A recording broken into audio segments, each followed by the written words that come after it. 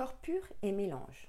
Cette capsule explique les notions de corps pur et de mélange et précise la différence entre mélange homogène et hétérogène.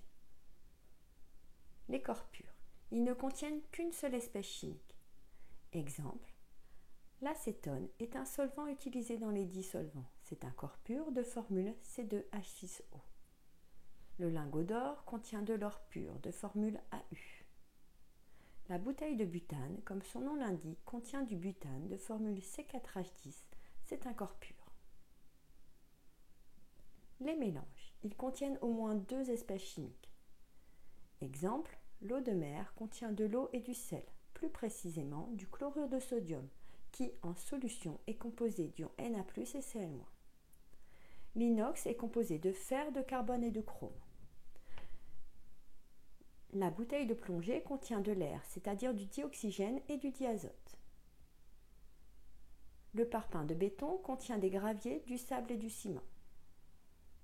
Le lait contient de l'eau, du lactose, un sucre, des lipides et des protéines. L'eau gazeuse contient de l'eau, des ions et un gaz, le dioxyde de carbone. Il existe deux types de mélanges, le mélange homogène et le mélange hétérogène. Les mélanges homogènes. Pour un mélange homogène, on ne peut pas distinguer les différentes espèces chimiques. Exemple, la solution de sulfate de cuivre contient de l'eau et du sulfate de cuivre.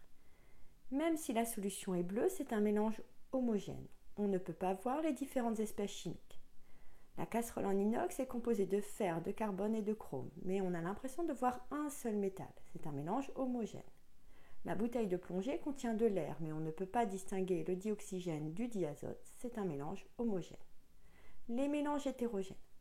Pour un mélange hétérogène, on peut distinguer les différentes espèces chimiques avec ou sans microscope. Exemple, pour l'eau gazeuse, on peut distinguer les bulles de gaz. Pour le parpaing de béton, on peut voir les morceaux de gravier. Pour le lait, on a l'impression que tout est bien mélangé. Mais lorsque l'on regarde au microscope, on voit des particules de lipides en suspension dans la solution. Mais comment reconnaître un mélange hétérogène sans microscope ? Si on a besoin d'un microscope pour reconnaître un mélange hétérogène, cela signifie que l'on a des microparticules en suspension dans le mélange, donc il est opaque. Exemple, le sang, la mayonnaise et le lait sont opaques, ce sont des mélanges hétérogènes. Le sang contient des globules rouges en suspension dans le plasma, la mayonnaise, des gouttes d'huile en suspension dans la solution et le lait, comme vu précédemment, contient des particules de lipides en suspension. Par contre, pour le thé, on voit à travers, il n'est pas opaque, ce n'est pas un mélange hétérogène. Donc, lorsqu'un mélange est opaque, il correspond à un mélange hétérogène. J'espère que cette capsule vous a aidé. À bientôt!